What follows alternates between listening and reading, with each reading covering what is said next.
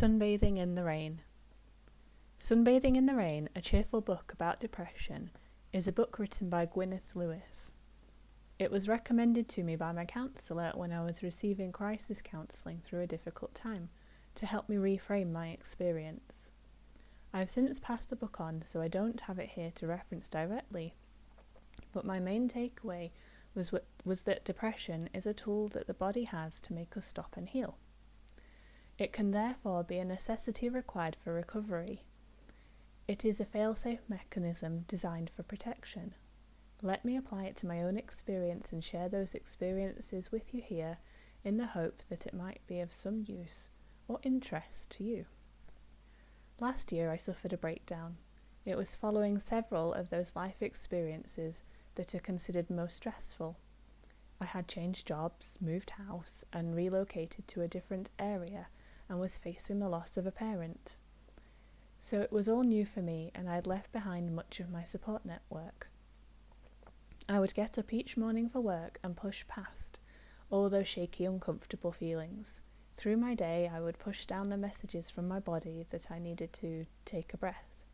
When I got home, I'd struggle to get all those usual routine life things done, like cooking tea or doing laundry, all the while ignoring my body, telling me to take it easy. Over time, those messages got louder. I cried a lot. I felt exhausted more. I couldn't think straight. I felt there was a piece of hot food stuck halfway down in my stomach. I got headaches frequently. I didn't want to do anything and became more reclusive. However, I still pushed on. These things were louder, but I just pushed on. Eventually, this led to a breaking point. My body took over, and the messages were then the only thing I could see, hear, or feel. It was impossible to push on. I couldn't ignore them anymore. So much so that I couldn't do anything. All I could do was just sit or lay at home with those body sensations and feelings screaming. It was a bit like I was in a bubble. I sort of knew there was a world outside of the bubble, but I was no longer part of it. This is the fail-safe mechanism of our bodies, according to Lewis. When we don't listen and push, a point will come where our bodies say, nope, and stop. While we are stopped, the world keeps turning, but our world stops, or at least slows down. She describes how she spent several weeks unable to do anything, literally. She slept, went to the toilet, and occasionally ate something because her partner insisted. She says this process means that the pendulum swings right back the other way and then rebalances. So while she was holed up in her bed, those things that she was pushing for ceased. Lewis describes how she was unable to feel anything or do anything. Her body had a chance to reset. Gradually, she started to reawaken. Very slowly, she would find things that made her feel good, or at least feel. She started laying in the sun. She could feel the warmth. The quiet was soothing, and it became a routine. When it rained, she stuck with it and noticed that she could feel more. She only did what felt right and her body could cope with. In very little steps, we have to listen, and that's okay.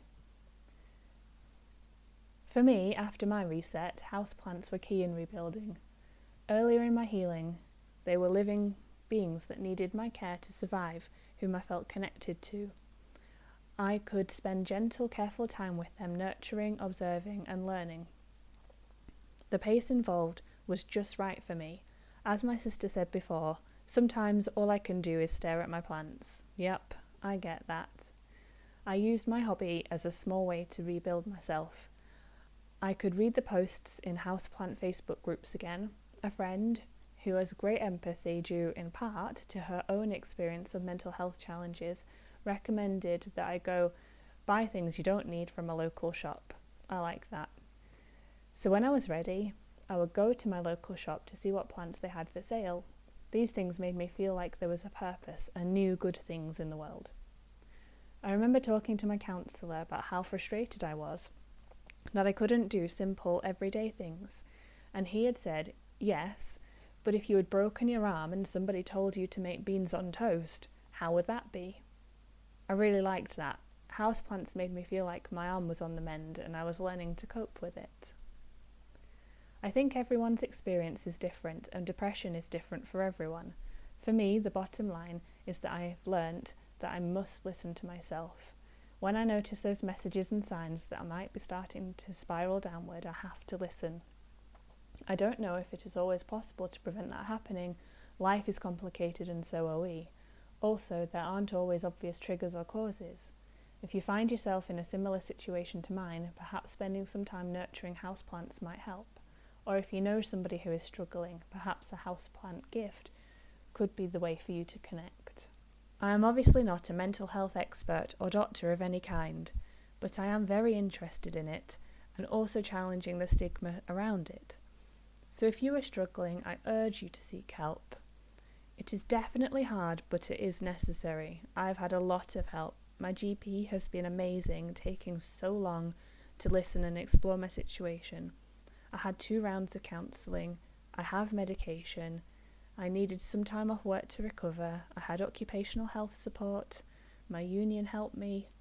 I needed a lot of help to go to appointments. I found these were easier over the phone. And most of all, I needed my friends and family to help me.